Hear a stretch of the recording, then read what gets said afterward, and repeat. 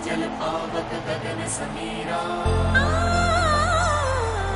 पांच तत्व से रचित शरीरा।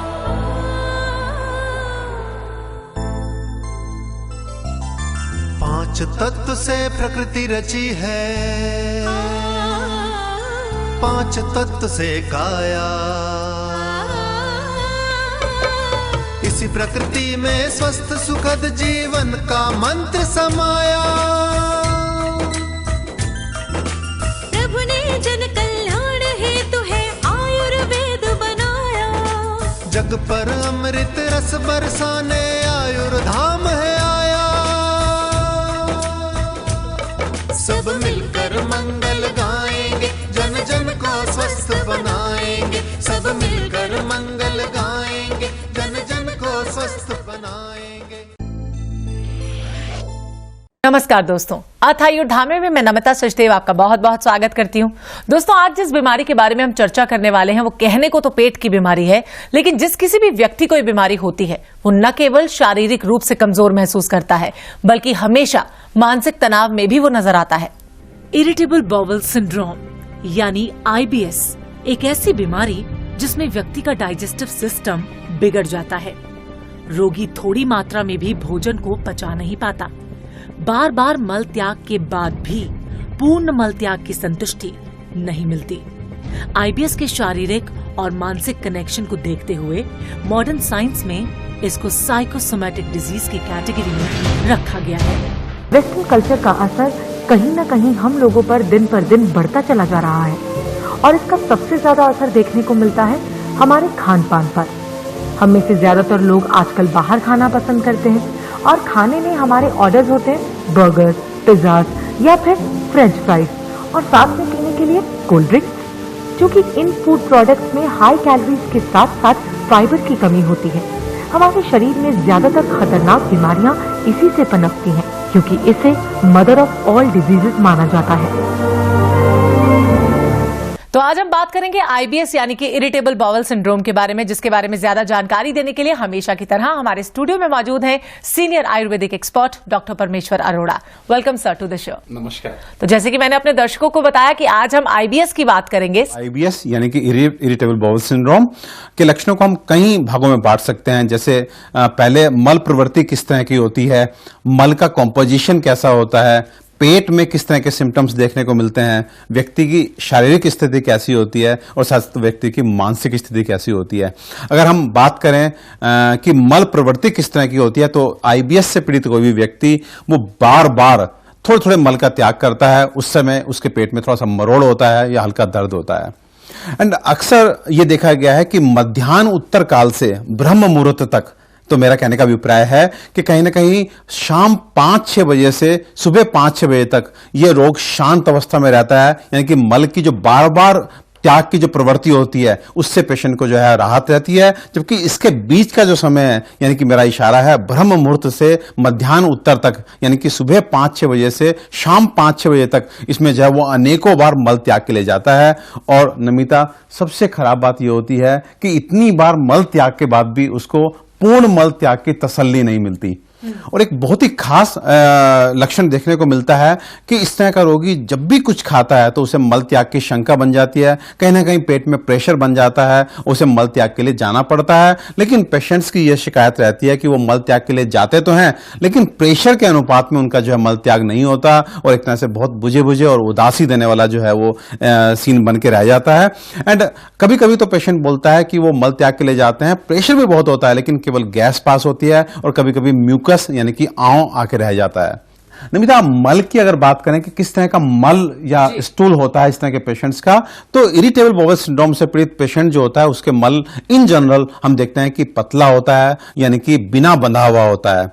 नंबर 2, यह मल दुर्गंधित होता है, चिकना होता है, चिकनाई लिए हुए होता है और कभी कभी झागदार होता है। यदि हम पेट की बात करें तो आईबीएस से पीड़ित व्यक्ति जो है उसका पेट हमेशा भारीपन बना रहता है, उसे हमेशा एक हल्के दर्द की अनुभूति होती है और कहीं ना कहीं डकार उसको आती है, जलन उसको होती है और भूख लगना जो है वो बंद हो जाती है। एंड अब अगर हम शारीरिक स्थिति की बात करें तो इरिटेबल बाउल सिंड्रोम का पेशेंट जो होता है वो लगातार कमजोर होता चला जाता है, पूरा दिन उसको आलस छाए रहता है और कहीं ना कहीं यदि व्याधि अपनी पूर्ण अवस्था में आ जाए तो वो पेशेंट लगातार अपने वजन को भी लूज करता है, वजन में लगातार कमी पेशेंट में देखने को मिलती है। मानसिक रूप से बात करें तो मुझे लगता है कि इस तरह का पेशेंट जो है वो हमेशा मानसिक तनाव में रहता है, उसका चिड़चिड़ापन बढ़ता चला जाता है। तो इस तरह के सिम्टम अगर किसी पेशेंट में है तो मुझे लगता है कि प्रथम दृष्टया वो इरिटेबल बाउल सिंड्रोम का पेशेंट हो सकता है। इरिटेबल बाउल सिंड्रोम के पेशेंट जो होते हैं वो सुबह के समय इतना परेशान होते हैं कि अक्सर वो अपने ऑफिस से लेट पहुंचते हैं। टीचर हैं तो स्कूल लेट पहुंचते हैं एंड बिजनेस लोगों के बंद हो जाते हैं, तो इतना परेशान कर देती है कि दिन का वो समय जिसे हम बोलते हैं कि सुबह ब्रह्म मुहूर्त की हम बात करते हैं, सुबह के समय की बात करते हैं, दिन का सर्वोत्तम समय जो है इन पेशेंट्स का जो है वो इसमें बीतता है कि कैसे ये अपने पेट को साफ कर सकें। कई बार मल त्याग करने के बाद भी तसल्ली नहीं मिलती और मिलता है तो केवल जो है एक उदासी और चिड़चिड़ापन और शारीरिक दुर्बलता। जी हाँ, तो इसके साथ ही जानना चाहेंगे कि इसे गृहिणी रोग क्यों कहा जाता है? देखिए नमिता, बताना चाहूंगा कि जब हम डाइजेस्टिव ट्रैक की बात करते हैं तो शास्त्र बोलता है पक्व अमाशय मध्यस्थता गृहिणी सा प्रकृतिता, यानी कि पक्वाशय और अमाशय के मध्य का जो स्ट्रक्चर है, मेरा इशारा है लार्ज इंटेस्टीन और स्टमक के बीच, यानी कि स्मॉल इंटेस्टीन जो होता है उसको गृहिणी कहा गया है। तो इस रोग में क्योंकि हमारी जो स्मॉल इंटेस्टीन है वो कहीं ना कहीं structurally as well as functionally दूषित हो जाती है और क्रियाओं को नहीं कर पाती, यानी कि पाचन क्रिया का एक तरह से डिस्टर्बेंस देखने को मिलता है, तो इसलिए इस रोग को जो है गृहिणी रोग कहा गया है।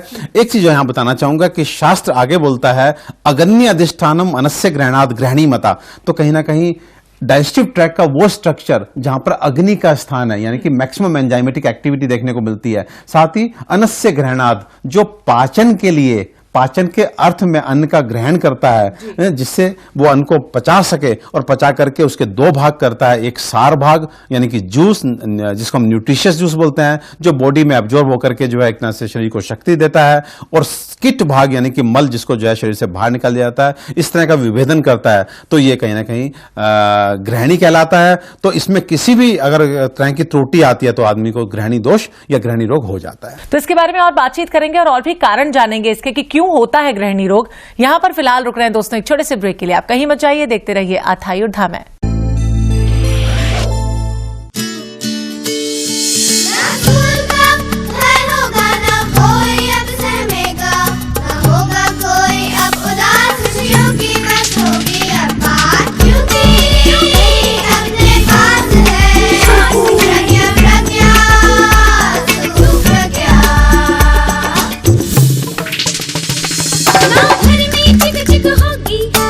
ऑफिस में चिक चिक होगी, घर घर में अब बसेगा प्यार, सब होंगे अपने अब यार, क्योंकि अपने पास है प्रज्ञा प्रज्ञा सुप्रज्ञा। खाली रातों पर प्रहार, निद्रा मैया का उपकार, अपनों से अब मिलेगा प्यार, सपनों सा होगा संसार। ऐसा क्या हो गया भाई? अपने पास है प्रज्ञा प्रज्ञा सुप्रज्ञा, क्योंकि अपने पास है प्रज्ञा प्रज्ञा सुप्रज्ञा।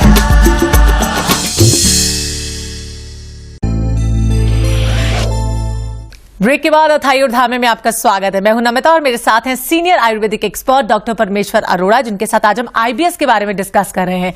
इरिटेबल बाउल सिंड्रोम जिसे गृहिणी रोग भी कहा जाता है। आपने ये तो बताया कि ये क्या होता है, लेकिन अब बात करते हैं इसके कारणों के बारे में। क्या रीजंस होते हैं इसके? देखिए नमिता, अगर कारणों की बात करूं तो मैं बताना चाहूंगा दो तरह के कारण जो है वो आईबीएस यानी कि गृहिणी रोग के लिए जो है शास्त्र में बताए गए हैं।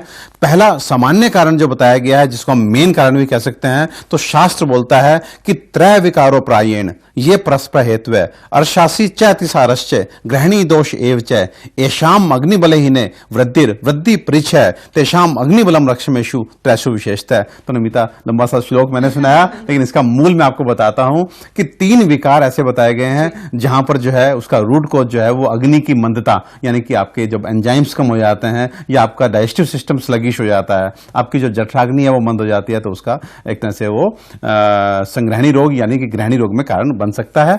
और अगर दूसरे कारण की तरफ जाएं जिसे हम स्पेसिफिक रीजन बोलते हैं, बहुत विशिष्ट कारण बोलते हैं, तो वहां शास्त्र बोलता है कि अति सारे निवृत्ते अपि मंद अग्नेर अहित अश्न है भूये संदूषितो वर्णिर ग्रहणीम अभिदूषित, यानी कि कभी कभी हम देखते हैं कि हमें लूज मोशन ठीक होता है लेकिन उसके तुरंत बाद हम अपथ्य का सेवन कर लेते हैं। अपथ्य से मेरा मतलब है जो चीजें नहीं खानी चाहिए, यानी कि अतिसार की निवृत्ति के बाद तुरंत जो है हम मिर्च मसाले वाली चीजें खाते हैं या गरिष्ठ भोजन करते हैं, या वो व्यक्ति जिसकी अग्नि मंद है, यानी कि किसी न किसी तरह से उसका डाइजेस्टिव सिस्टम स्लगिश है लेकिन लगातार वो जो है अपथ्य का सेवन कर रहा है, गरिष्ठ भोजन का सेवन कर रहा है, तो कभी कभी उसकी जठराग्नि इतनी प्रकोपित हो जाती है कि वो जो ग्रहणी मैंने बताया उसको दूषित कर देती है, यानी कि स्मॉल इंटेस्टाइन जो होती है उसको functionally as well as structurally दूषित करके जो है वो ग्रहणी रोग की उत्पत्ति हो जाती है, यानी कि रोगी जो है वो आईबीएस या इरिटेबल बाउल सिंड्रोम का पेशेंट बन जाता है। चलिए, आपने ये भी बता दिया कि इसके कारण क्या होते हैं, तो हमें फटाफट से ये भी बता दीजिए, चिकित्सा तो हम जानेंगे लेकिन उससे पहले जान लेते हैं कि कितनी तरह का ग्रहणी रोग जो है वो हो सकता है। देखिए नमिता, अगर आयुर्वेद की बात करें तो यहाँ पर वातज, पित्तज, कफज, यानी कि depending on the dominance of दोष, कभी वात दोष जो है अधिक डोमिनेट करता है तो उसको हम वातिक ग्रहणी बोलते हैं, जब पित्त दोष डोमिनेट करता है तो उसको पित्तज ग्रहणी बोलते हैं, जब कफ दोष डोमिनेट करता है तो उसको कफज ग्रहणी बोलते हैं, और कभी कभी हमें इन तीनों का मिश्रित प्रकोप देखने को मिलता है जिसको हम सन्निपातज ग्रहणी बोलते हैं, और इसी ग्रहणी को हम लोग जो है संग्रहणी का नाम देते हैं। एंड इसके अलावा जो है दो बड़ी विशिष्ट प्रकार की ग्रहणी जो है वो शास्त्र में बतलाई गई है, एक घटी यंत्र ग्रहणी और दूसरा जो है साम ग्रहणी। और अगर आप इनके अलग अलग लक्षण आप जानना चाहें तो संग्रहणी के लक्षण में शास्त्र बोलता है कि आंत्रकूजनम आलस्यम गौर्णम सद्नम तथा द्रवम शीदम घनम स्निग्धम सैकटवेदनम शक्रतः आमम बहु सैपेच्छिल्यम स शब्दम मंदवेदनम। और यदि घटी यंत्र ग्रहणी के लक्षण आप जानना चाहें तो वहां शास्त्र बोलता है स्वपतः पार्श्वशूलम गलज जल घटी धवनी तम वदंती घटी यंत्रम असाध्यम ग्रहणी गदम। तो ये लक्षण बताए गए, मैं इनका अर्थ अभी आपको बताऊंगा। एंड उसके बाद जब मैंने बात की साम ग्रहणी की, तो साम ग्रहणी के लक्षणों में शास्त्र बोलता है ग्रहणीम आश्रितम दोषा विदग्ध आहार समुचितम सविष्टम प्रेषकार्ति विधा रुचि गौरवे। तो नमिता बताना चाहूंगा बहुत ही स्पष्ट लक्षण बताए गए हैं। अगर मैं इसका अर्थ आपको बताना शुरू करूंगा तो बहुत सारे हमारे पेशेंट ये बोलेंगे हाँ यही लक्षण हमें होता है। जैसे मैंने अभी घटी यंत्र ग्रहणी की बात की तो उसमें व्यक्ति के पेट में कुछ इस तरह की आवाज आती है जैसे घड़ा जो है जब पानी में डुबाया जाता है तो जिस तरह की आवाज आती है। तो इतने प्यारे लक्षण दिए गए हैं जिसको जो है आप अपने से एकदम रिलेट कर लेते हैं। तो कहने का मतलब यह है कि आयुर्वेद में आईबीएस यानी कि संग्रहणी रोग का बहुत ही विशद वर्णन है, और ये हमारा सौभाग्य है कि एक ऐसी बीमारी जो बहुत अधिक परेशान करती है और मॉडर्न मेडिसिन जो है बहुत अच्छी रेमेडी इसमें ऑफर नहीं करता, वहां पे आयुर्वेद में इसका बहुत ही अच्छा वर्णन भी है और इसकी बहुत अच्छी चिकित्सा भी बतलाई गई है। तो जिस तरह से आपने डॉक्टर साहब कुछ एक लक्षणों की बात की, और इसके क्या लक्षण हो सकते हैं जिससे पता चल सके कि हम ग्रहणी रोग के शिकार हैं? देखिए नमिता, मैं पहले भी बता चुका हूं कि शास्त्र, आयुर्वेद शास्त्र जो है वो ग्रहणी के जो लक्षण बताता है वो इतने क्लियर और इतने स्पष्ट बताता है कि आप जो है कोई भी पेशेंट को बिल्कुल, मुझे लगता है कि डॉक्टर की आवश्यकता ही नहीं है ये डिसाइड करने में कि आइदर वो आईबीएस का पेशेंट है कि नहीं है। शास्त्र बोलता है ग्रहणी दुष्टो बहुसो भुक्तम आम में विमुंचति पक्वम व शारुजम पुति मुहुर्बद्धम मूर्द्रवम, यानी कि वह अवस्था जहां पे आपका जो ग्रहणी जो स्ट्रक्चर है वो दूषित होकर के मल को बार बार कभी बंधे रूप में कभी पतले रूप में निकालता है, थोड़ी अल्प पीड़ा यानी कि मरोड़ के साथ निकालता है, और आपका जो मल होता है वो चिकना होता है, चिपकने वाला होता है, झागदार होता है और दुर्गंधित होता है। मुझे लगता है कि ये बहुत ही स्पष्ट लक्षण है जिसके आधार पर आप समझ सकते हैं कि आप जो है वो ग्रहणी रोग की चपेट में आ चुके हैं। तो इसके लक्षण तो हमने जान लिए डॉक्टर साहब, लेकिन अभी इसकी चिकित्सा के बारे में भी बात करनी बाकी है, वो भी आपसे जानेंगे। लेकिन यहां पर रुकना एक छोटे से ब्रेक के लिए। ब्रेक के बाद जल्द हाजिर होंगे आप सबके सामने, आप कहीं मत जाइए। गलत खान-पान और प्रदूषित वातावरण रक्त को इतना दूषित कर देता है कि हम एक्ने, एक्जिमा, सोरियासिस और एलर्जी के शिकार हो जाते हैं। चिकित्सा हेतु ली जाने वाली स्ट्रॉन्ग एलोपैथिक दवाइयां अनेकों साइड इफेक्ट्स के बाद भी हमें पूर्ण एवं स्थायी लाभ नहीं दे पाती। ऐसे में आयुर्वेदिक सुडर्मा कैप्सूल के माध्यम से हम आपको बिना किसी साइड इफेक्ट्स के पूर्ण एवं स्थायी लाभ का विश्वास दिलाते हैं। जॉइंट पेन रिलीफ के लिए ली जाने वाली दवाइयां हमें तत्काल आराम तो देती हैं, लेकिन जॉइंट्स के डैमेज को रोक नहीं पाती। बोश्ड-रुजारी कैप्सूल न केवल आपको दर्द से आराम देता है, बल्कि जॉइंट्स को रिपेयर करके आपको नी रिप्लेसमेंट से भी बचाता है। डायबिटीज के कारण प्रतिवर्ष लाखों लोगों की किडनी खराब होती है, आंखों की रोशनी चली जाती है, हार्ट और नर्व्स डिजीज भी हो जाती है। मधुसंज्ञ दमन न केवल शुगर पर नियंत्रण रखता है, बल्कि इसके कारण आने वाली घातक बीमारियों से भी आपकी रक्षा करता है। ब्रेक के बाद एक बार फिर अथायुर्धामे में आपका स्वागत है। आज हमारे साथ हैं senior Ayurvedic expert doctor Parmeshwar Arora, जिन्होंने बहुत सारी जानकारी दी हमें आईबीएस के बारे में। क्या होता है गृहिणी रोग, कितने प्रकार का होता है, क्या कारण इसके होते हैं, क्या लक्षण इसके होते हैं। तो अभी वक्त हो गया सर आपसे जानने का कि क्या चिकित्सा इसकी हो सकती है, क्या ट्रीटमेंट अवेलेबल है। देखिए नमिता, मैं बताना चाहूंगा इरिटेबल बाउल सिंड्रोम जो है, अगर उसको आपने ठीक करना है तो सबसे पहले आप जो है पथ्य का सेवन करेंगे, यानी कि जो निदान, जो कारण जिसके सेवन से आपने अपनी जो गृहिणी है, यानी कि आपके डाइजेस्टिव सिस्टम का वो स्ट्रक्चर जिसको आपने फंक्शनली एंड स्ट्रक्चरली दूषित किया है, विकृत किया है, उसको आपको ठीक करना होगा। और कहीं ना कहीं आपको जो अपनी आहार व्यवस्था है उसको ठीक करना होगा, क्योंकि हम ये देख रहे हैं कि आज 5 तरह के वायोलेशन हम अमूमन करते हैं। एक तो हमारे खाने की क्वालिटी ठीक नहीं है, नंबर 2 खाने की क्वांटिटी ठीक नहीं है, नंबर 3 खाने के कॉम्बिनेशंस को लेकर हम वायोलेशन करते हैं, हमारा खाने का टाइमिंग ठीक नहीं है, और कहीं ना कहीं हमें खाने का सही तरीका भी नहीं आता। और इस 5 तरह के वायोलेशन से हमारा जो है, जो एक तरह से हमारी जठराग्नि है, यानी कि हमारी जो डाइजेस्टिव पावर है वो स्लगिश होती चली जा रही है। तो वो कोई भी व्यक्ति जो चाहता है कि वो आईबीएस की बीमारी से बाहर निकल के आए, तो सबसे पहले तो उनको ये 5 जो मैंने बताए हैं कि अपने खाने की क्वालिटी को ठीक करना होगा। कहीं ना कहीं खाने में जो हम बहुत गरिष्ठ आहार खाते हैं, बहुत मिर्च मसाले खाते हैं, बहुत खटाई की चीजें खाते हैं, रात्रि में हम बहुत अधिक मात्रा में भोजन कर रहे हैं, तो इस तरह की चीजों को हमें जो अवॉइड करना पड़ेगा। कॉम्बिनेशन की बात करें तो नमिता, हम देखते हैं आज के टाइम पे लोग जंक फूड खाते हैं, साथ में कोल्ड ड्रिंक का सेवन करते हैं, तो ये सब बड़ा डेडली कॉम्बिनेशन है। इससे जो है हमारी अग्नि बहुत दूषित हो जाती है, कहीं ना कहीं मंद हो जाती है। और मैं नमिता यहाँ पे एक बात और कहना चाहूंगा कि मैं बार बार ये शब्द का इस्तेमाल कर रहा हूं कि अग्नि हमारी मंद हो जाती है। तो ये मंद अग्नि जो है, इससे क्या होता है, तो मैं आपको बताना चाहूंगा कि शास्त्र बोलता है रोगा सर्वे पे मंदाग्नियो, यानी कि हर रोग की शुरुआत जो है वो मंदाग्नि से होती है। कहीं ना कहीं अग्नि की मंदता को इतनी इंपॉर्टेंस दी गई है, और आज हम देख रहे हैं कि इसी अग्नि के साथ हम सबसे अधिक खिलवाड़ कर रहे हैं। हम अपने डाइजेस्टिव सिस्टम को इतना मैश कर दे रहे हैं कि कहीं ना कहीं जो है हम आईबीएस जैसी घातक बीमारी जो है, मैंने बताया जानलेवा ना होकर भी सबसे अधिक परेशान कर देने वाली बीमारी, उनसे हम पीड़ित हो जाते हैं। और नमिता, आपके माध्यम से दर्शकों को बताना चाहूंगा कि ये जो अग्नि जिसको हम डिस्टर्ब कर रहे हैं, उसकी इंपॉर्टेंस अगर आप समझना चाहते हैं तो वापिस मैं आपको शास्त्र पर लेके जाऊंगा, जहां शास्त्र बोलता है कि शांते अग्नियों मिरते युक्ते चिरम जीवत्ते नामे रोगी स्याद विकृते मूलम अग्निम तस्मिन रुचते, यानी कि यही वो अग्नि है जिसके शांत हो जाने पे आदमी की मृत्यु हो जाती है। एंड जब तक ये अग्नि आपके साथ बनी रहती है, सम्यक रूप से आप चिरकाल तक जीवित रहते हैं, और इसी अग्नि के विकृति पे आप जो है बीमार पड़ जाते हैं। यानी फिर से मैं श्लोक दोहरा रहा हूं, शांते अग्नि मिरते युक्ते चिरम जीवत्ते नामे रोगी स्यात् विकृते, यानी कि इसी की विकृति से आदमी रोगी बन जाता है। मूलम अग्निम तस्मिन् उच्यते, इसलिए इस शरीर का अगर कोई मूल है तो वो अग्नि है। और शास्त्र आगे बोलता है कि आयुर्वर्णम बलम स्वास्थ्यम उत्साहो उपचयो प्रभा ओजस तेजो अगन्य प्राणाश्च उक्ता देग्नि हेतु का। कहने का मतलब यह है कि हमारी जो आयु है, हमारा जो वर्ण है, हमारा जो बल है, हमारा जो स्वास्थ्य है, जो हमारी ग्रोथ है, और हमारी जो ओज मीन्स रोग प्रतिरोधक क्षमता है, और यहां तक कि जो प्राण है, उसका हेतु यानी कि उसका कारण जो है वो अग्नि ही होती है। तो इससे खिलवाड़ ना करें, अपना जो खान पान को ठीक करें, उसकी क्वालिटी को ठीक करें, उसकी क्वांटिटी को ठीक करें। कॉम्बिनेशंस के बारे में आप आयुर्वेदिक डॉक्टर से मिलकर के उनको करेक्ट करें कि किस चीज के साथ क्या चीज खानी चाहिए, किस चीज के साथ कोई चीज बिल्कुल नहीं खानी चाहिए। अपने खाने का जो टाइमिंग है उसको निश्चित करें, और खाना खाने का जो तरीका हमारे शास्त्र में बताया गया उसको भी सीखने की कोशिश करें। साथ ही साथ मानसिक तनाव से जो है आप दूर रहें। तो मुझे लगता है कि ये पहला स्टेप होगा उस व्यक्ति के लिए जो आप आईबीएस नाम की बीमारी से छुटकारा पाना चाहता है। और कई बार हम देखते हैं ना कि बहुत एम्बैरेसिंग सिचुएशन हो जाती है इस तरह के व्यक्तियों के लिए, जो भी आईबीएस से ग्रसित होता है, मैं कहूंगी गृहिणी रोग से ग्रसित होता है, तो पूरी जिंदगी जो है प्रभावित हो जाती है। बिल्कुल नमिता, मैंने बताया कि क्योंकि आपको मालूम ही नहीं है कि किस समय आपको मल त्याग की एक तरह से शंका हो जाए, आपको कब प्रेशर बन जाए।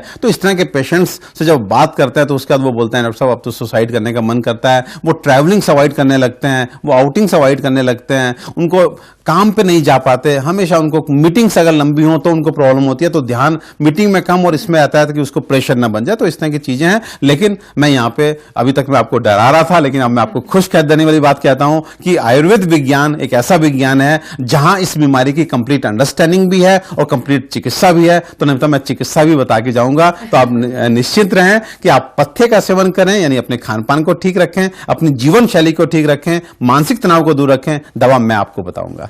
तो ऐसा क्या खजाना है आयुर्वेद के पास इसे दूर करने के लिए, ये भी जानेंगे आपसे डॉक्टर साहब। लेकिन यहां पर रुक रहे हैं एक छोटे से ब्रेक के लिए। ब्रेक के बाद जल्द हाजिर होंगे आप सबके सामने और बात करेंगे इसकी चिकित्सा के बारे में कि आयुर्वेद में आप इसे कैसे दूर कर सकते हैं। प्रदूषित वातावरण एवं गलत खान पान से सबसे अधिक प्रभावित होते हैं हमारे बाल। इसलिए किसी बड़ी शारीरिक बीमारी के न होते हुए भी हमें hair fall, growing of hair और डैंड्रफ जैसी समस्याएं देखने को मिलती हैं। ऐसे में हमारे बालों को चाहिए एक्स्ट्रा केयर और एक्स्ट्रा न्यूट्रिशन। सुकेशम पोषण आपूर्ति करते हुए बालों को स्वस्थ रखने का एक अनूठा, सरल और सुरक्षित उपाय है। एलर्जी के कारण उत्पन्न होने वाले किसी भी रेस्पिरेटरी प्रॉब्लम जैसे बार बार होने वाली खांसी, जुकाम, गले में दर्द, श्वास कष्ट और यहाँ तक कि एलर्जिक एस्थमा के पूर्ण एवं स्थायी लाभ के लिए प्रयोग करें श्वासो ओजस कैप्सूल। आधे सिर में होने वाले तेज दर्द यानी माइग्रेन के समूल नाश के लिए प्रयोग करें अर्धारी कैप्सूल। अर्धारी कैप्सूल के मात्र 3 महीने के प्रयोग से अधिकतर लोगों को माइग्रेन से स्थायी रूप से मुक्ति मिली है। ब्रेक के बाद आयुर्धामे में एक बार फिर आपका स्वागत है। हमने बात की आज आईबीएस के बारे में, क्या क्या कारण होते हैं, क्या लक्षण होते हैं, जाना कुछ बातें चिकित्सा के बारे में भी थोड़े बहुत राज खोले डॉक्टर परमेश्वर अरोड़ा ने। लेकिन अभी हम उनसे जानेंगे पूरी तरह से क्या चिकित्सा हो सकती है गृहिणी रोग के लिए। तो क्या चिकित्सा हाजिर है आपके खजाने से दर्शकों के लिए? बिल्कुल नमिता, यदि कोई भी व्यक्ति चाहता है कि उसको आईबीएस से मुक्ति मिले, यानी कि संगृहणी रोग से मुक्ति मिले, तो उसको सम दीपन के प्रिंसिपल पे जाना होगा। सम से मेरा अभिप्राय है गृहिणी में समता को स्थापित करना, दीपन से मेरा अभिप्राय है लगातार जठराग्नि को प्रज्वलित करना।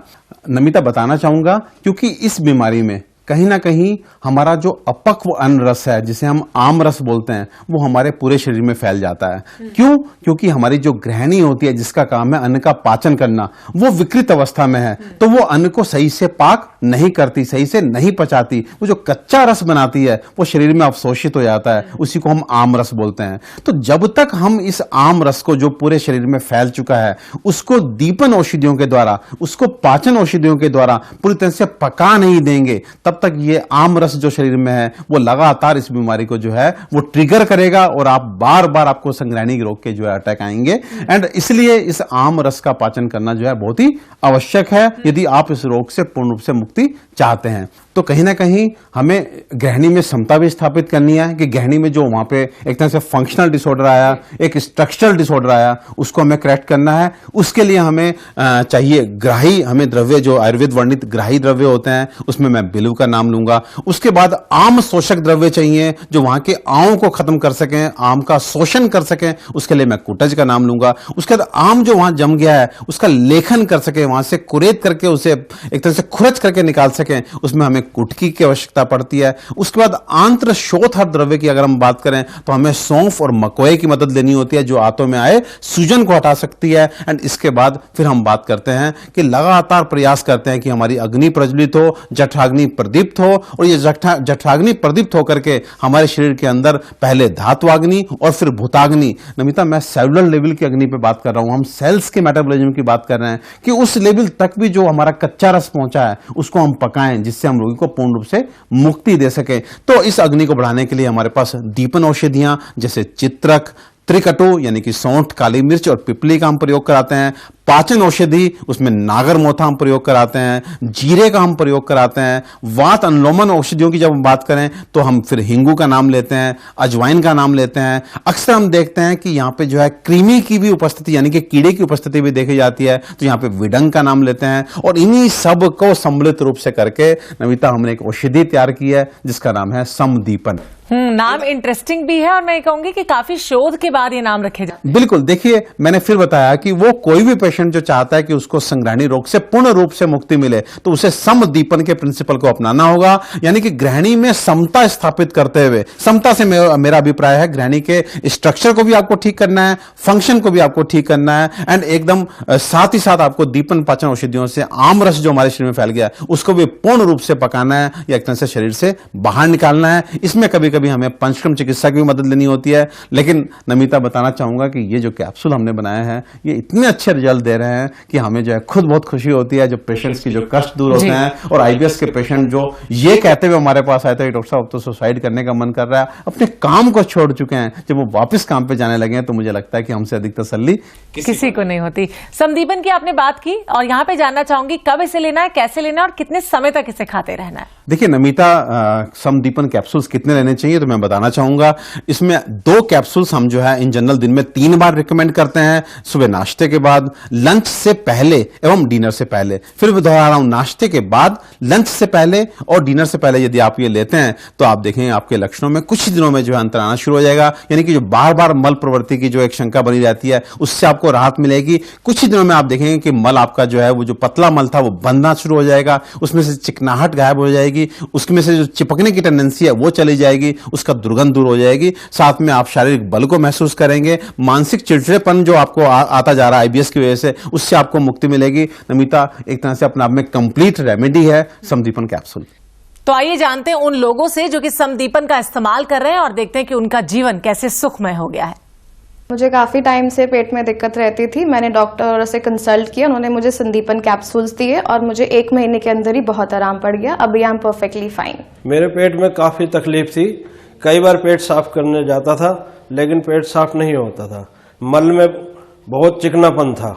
मैं डॉक्टर साहब के पास आया, डॉक्टर साहब ने मेरे को संदीपन कैप्सूल दिया, मैंने 3 महीने खाया, मेरा पेट अब बिल्कुल ठीक है।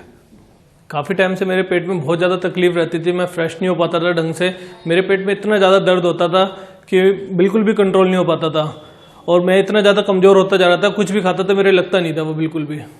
फिर मैं डॉक्टर साहब के पास गया, उन्होंने मेरे को संदीपन कैप्सूल दिए, मैंने 6 महीने उस कैप्सूल को लग के लिया है। अब मेरा पेट भी ठीक है और मेरा वजन भी ठीक हो चुका है। मेरा काफ़ी समय से पेट खराब था, मैं यहाँ डॉक्टर साहब के पास आई और उन्होंने मुझे समदीपन कैप्सूल दिए जिससे मुझे 15 दिन में काफी रिलीफ मिल गया। चलिए इसी के साथ ये भी जानना चाहूंगी, कुछ बीमारियां होती हैं ना जिनके सिम्टम्स बाद में हमें पता चलते हैं, क्या ग्रहणी रोग के सिम्टम्स कुछ ऐसे सिम्टम्स है जो इनिशियल स्टेज में पता चल जाए जिससे कि अर्ली डिटेक्शन इसका हो? देखिए नमिता, आयुर्वेद तो इस चीज के लिए प्रसिद्ध है कि यहाँ पर हर बीमारी का पूर्व रूप बतलाया गया है, तो ग्रहणी रोग का भी पूर्व रूप बताया गया। शास्त्र बोलता है पूर्व रूपम तो तस्य एदम तृष्णा अलस्य बलचम विदाहो अनस्य पाकश्च चिरात्कायस्य गौरवम। लेकिन अफसोस की बात यह है कि ये सिम्टम आने शुरू हो जाते हैं लेकिन कहाँ हम गौर करते हैं। एक गैस की गोली खा के हम काम चला रहे होते हैं, हमें थोड़ा जलन होती है, हम एंटासिड खा के काम चला रहे होते हैं। तो कहीं ना कहीं जब मैं वापस कारणों पे आपको लेके जाता हूं कि आपका जो डाइजेस्टिव सिस्टम है वो ठीक नहीं है लेकिन लगातार आप पत्थे का सेवन कर रहे हैं, जो चीजें नहीं खानी चाहिए उनको खाते चले जा रहे हैं, तो आप आईबीएस के रोगी बन जाते हैं। शास्त्र तो इनिशियल इंडिकेशन आपको दे ही देता है इन द फॉर्म ऑफ कि आपको प्यास बहुत लगने लगे, आपके शरीर में कमजोरी हो, आप हमेशा आलस्य से भरे रहें, आप खाना खाने के बाद जो है जलन को महसूस करें और मल जो है आपका थोड़ा कभी पतला आना शुरू हो जाए, मल में आंव आना शुरू हो जाए। तो इसमें इनिशियल सिम्टम्स हैं, अगर उस समय आप सुधर जाते हैं, संभल जाते हैं, तो मुझे लगता है कि ग्रहणी रोग पूर्ण रूप में आएगा, इसकी जो है संभावना आप रोक सकते हैं वेरी इनिशियल स्टेज। चलिए, तो बहुत अच्छी बात है कि आपने इतनी सारी जानकारी दी इस ग्रहणी रोग के बारे में और साथ साथ ये भी बताया कि आयुर्वेद में इसकी क्या चिकित्सा है। यानी सेहत अगर है तो मुझे लगता है जिंदगी है और जिंदगी अगर है तो खुशियां भी हैं। फिलहाल आपका शुक्रिया करना चाहूंगी, आप यहां पर आए, अपना कीमती समय हमें दिया। वेलकम।